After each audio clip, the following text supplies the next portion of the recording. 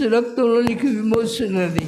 నువ్వు ఆయన దగ్గరికి వెళ్ళి సహనంతో ఆయన దగ్గర కనిపెట్టి ఆయన పాసంలో ప్రార్థన చేయి. ప్రభువా ఇదిగో ఎక్కడున్నాను నేను, దాన్ని కనికరించి, ఎక్కడున్నానో కోపిస్తుని, ఎక్కడున్నానో ధనాపేక్షపడి, ఎక్కడున్నానో మిమ్మల్ని విడిచిపెట్టి నయమూల వెళ్ళిపోయినాను, ఎక్కడున్నానో పరిశీలన చేయండి. జీవితంలో క్రీస్తు కంటే లోకం ఏది గొప్పది కాదు నేను చెప్పగలను. అది నా అనుభవము. దాని కొరకు నేను వెతుకుతున్నాను.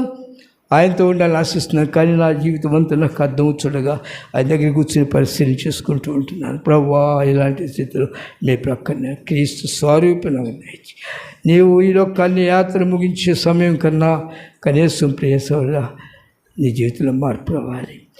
ఎప్పుడైనా కాదు, ఇప్పుడైనా నీ జీవితం మారాలి. ఇప్పుడే మారాలి, ఈ సమయంలోనే మారాలి. మారితేనే నువ్వు క్రీస్తు ఉంటావు. క్రీస్తు నీ ఇంట్లో ఉన్నప్పుడు ఏమంటాడు తెలుసునా? తీసుకెళ్తాడా? ఎప్పుడు నీ ఇంట్లో ఉంటాడు?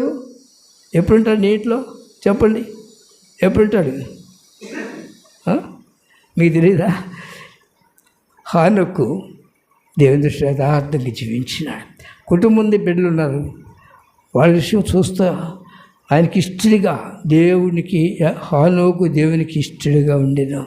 ఇష్టడిగా ఉన్నాడు. ఆయనకి ఇష్టమైన మనసు కనుక ఇష్టమైన వాని దగ్గరికి రావడానికి దేవుడు ఇష్టపడతాడు. ఎప్పుడు రోజు వచ్చేవాడు హానోకు దగ్గరికి. హానోకుతో కొంచెంసేపు కూర్చొని మాట్లాడేవాడు. నీ దగ్గరికి రాడా? నా దగ్గరికి రాడా? మన హృదయవంతుడితో దేవుని వెతికితే ఆయన దగ్గరికి మన దగ్గర కూర్చుంటే ఆయనవన్నీ మనకు వస్తాయి. మనం పరిగెత్తే ఎవరు రమ్మంటాడు పరిగెత్తాడు మా బాబు. ఎవడు వెళ్తే వాడి దగ్గరికి వెళ్తాడు. వాడి దగ్గర నుంచి ఏమొస్తుంది? జీవం వచ్చిందా, మరణం వస్తుంది. బ్రతుకున్న వాళ్ళతో కలిసి ఉండాలి. మన సమయం దేవుని కొరకు ఖర్చు పెట్టాలి. దేవుని కొరకు సాక్షులుగా బ్రతకాలి. దేవుని జీవమును కలిగి అనేకులు జీవింపచేయాలి. అది దేవుని యొక్క ఉద్దేశము.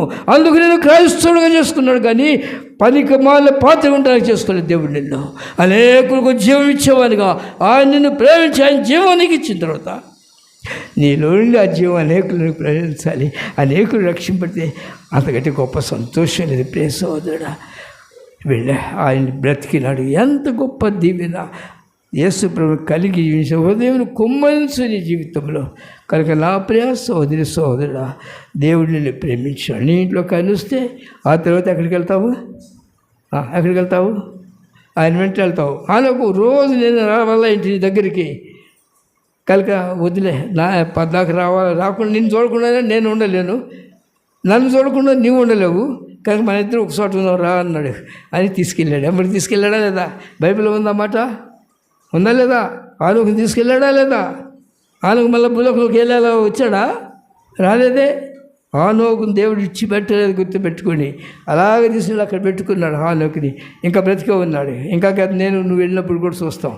వాక్యం నీకు గుర్తుంటే పరిగెత్తుకుంటే హానోకు దగ్గరికి వెళ్ళి తాతయ్య ఎలా కట్టేవండి, ఇంతగా దేవునికి ఇష్టంగా ఎలా బ్రతికావు, నా వల్ల కావట్లేదని అక్కడ పోయి చెబుతావా? ఇక్కడ చెప్పు, దేవుని దగ్గర కూర్చో, ప్రార్థన చేయి. నా ప్రేసోదరా, నా ఆశలు ఒకటే, ఎప్పుడు చేరేదా తేజ గృహమే, ఎప్పుడు చేరేదా నా నివాస,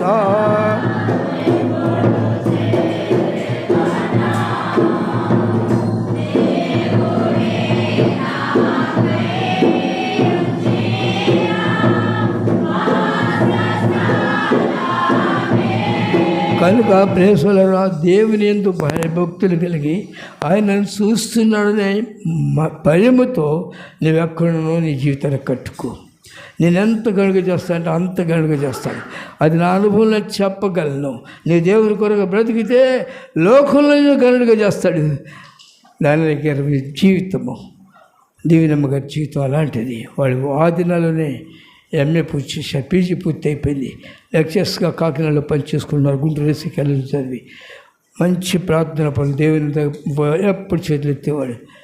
డానియల్ గారు వెళ్ళి తమిళనాడు మద్రాసు వెళ్ళి అక్కడ నాకు సేవ చేయండి అన్నాడు. ఉద్యోగాలు రిజైన్ చేశారు. ఎంతమంది చేస్తాం? శక్తిమంతుడండి, దేవుడు ఇవ్వగలండి. వెళ్ళారు. ఎక్కడికి వెళ్ళమంటావు ప్రభా? ఉద్యోగం సరే మానేస్తాను అనుకోండి, అక్కడ ఎవరున్నా నాకు తెలిసిన వాళ్ళు, భాష రాదు, ఏమీ రాదు, నేను ఎక్కడ ఉండాలి పోయి అన్నాడా? పిలిచిన దేవుడి నమ్మకం, ఎక్కడికి పోవాలో తెలియదు, ఆయన పిలిచాడు. అబ్రహాం దేవుడు పిలిచినప్పుడు వాడు ఎక్కడికి వెళ్ళానో తెలియకే బయలుదేరాను. వెళ్ళాడు అక్కడికి. ఈయనకంటే ముందు అక్కడ వెళ్ళాడు, ఒక చెట్టు కింద. ఎక్కడ బిల్డింగులు ఇవ్వలేదు. ఎంత దూరం వస్తే మంచిగా ఉద్యోగం చేసి బాగా బిల్డింగులు కట్టుకునేవాడిని తీసుకొచ్చి చెట్టు కింద టెంట్ వేసుకోవాలా? ఏమండి వేసుకోవాలా?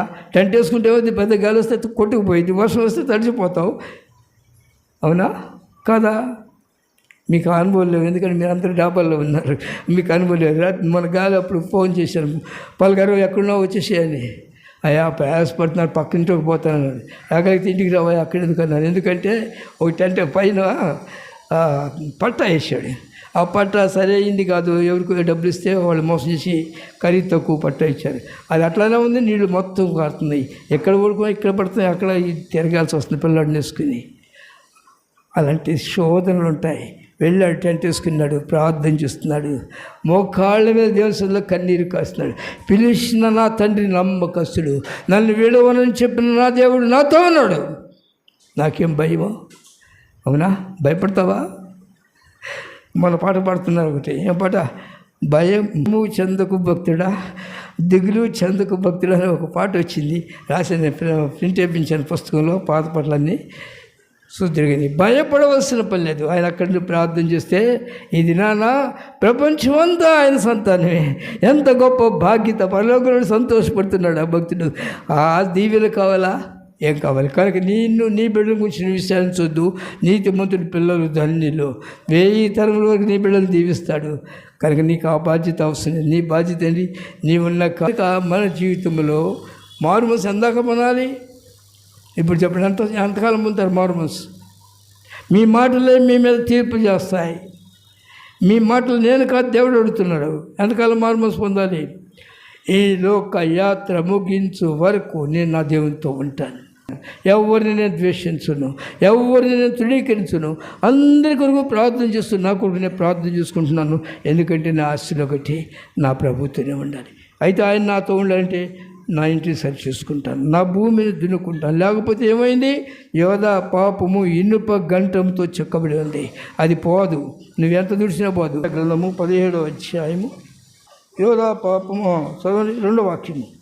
యోధా పాపము ఇనుప గంటముతో రాయబడినది, అది వజ్రపు మొనతో లిఖింపబడినది, అది వారి హృదయములనేటి పలకల మీదను చెక్కబడినది, మీ బలిపీఠముల కొమ్ముల మీదను చెక్కబడినది. బలిపీఠపు కొమ్ముల మీద చెక్కబడి, నువ్వు ఆ దినాన టైం అంతా అయిపోయిన తర్వాత పోయి కొమ్ములు పట్టుకున్నా కూడా నీకు ఫలితం లేదు. కొమ్ములు పట్టుకున్నాడు యోవాబు. నేను ఎక్కడ చనిపోతాను, అక్కడే చంపేసేయండి. నీ పాపం కొమ్ముల మీద, యోధా ఆ బలిపీఠపు కొమ్ముల మీద ఇనుప కంఠముతో లెక్కింపబడినది. అయితే ప్రేమమయుడు దేవుడు. ఏ మనిషి పాపంలో మనిషికి ఇష్టపడిన ప్రేమమయుడు కనుక నీ పాపములు, మన పాపములు మనం ఒప్పుకున్నట్లయితే, అంటే ఒప్పుకున్న దేవుని దగ్గర కాదు, వచ్చి తగ్గించుకోవాలి. వాళ్ళు పిలవకముందే నువ్వు వెళ్ళాలి, వాళ్ళని ప్రేమించాలి, వాళ్ళకి ఏం చేయాలి, విషయం చెప్పాలా, వాళ్ళని దీవించాలా, ప్రార్థన చేయాలి వారి కొరకు.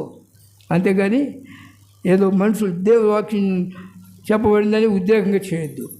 ఎలాగ ఎప్పుడైతే నువ్వు దేవుని దగ్గరికి వచ్చి ప్రార్థన చేస్తావో, ఇనుప గంటంతో వ్రాయబడిన పాపం కూడా పోతుంది. గుర్తుపెట్టుకొని నువ్వు ఒప్పుకుంటే సరి చేసుకోవాలి. నీ వంతులు నీవు సరి చేసుకోవాలి. ఎప్పుడైతే సరి చేసుకుంటావో చూడండి, ఒకసారి 50వ అధ్యాయం 8వ గ్రంథం 50వ అధ్యాయం 20వ వాక్యం. ఆ కాలమున ఆనాటికి ఇశ్రాయేలు దోషమును వెదకినను,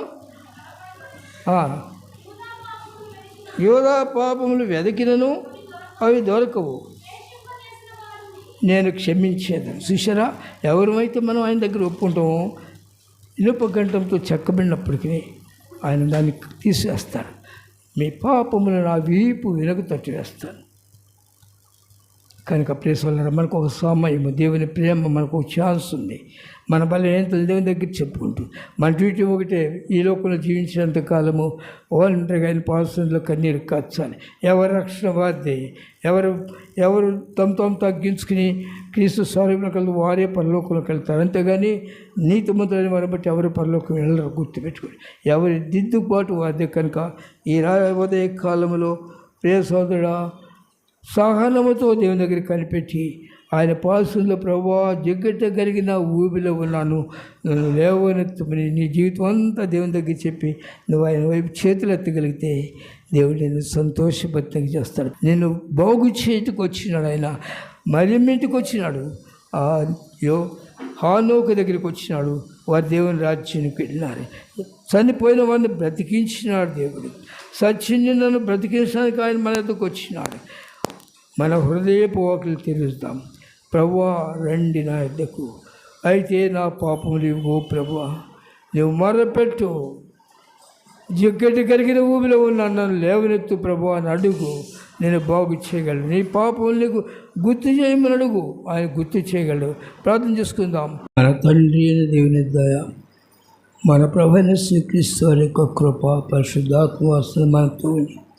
ప్రతి ఒక్కరము ఆయన ప్రేమిస్తూ, ఆయన మన హృదయంలో చేర్చుకుని, ఆయన మాట ప్రకారం జీవిస్తూ, ఆయన రాజ్యంలో వారసులుగా ఉండలాగిన ప్రతి ఒక్కరి మీద ఆత్మను కుమ్మరింపజేసి ప్రతి ఒక్కరిని ఆయన రాజ్యంలో వారసులుగా ఆశీర్వదించును గాక. ఆమేన్. ఆమేన్.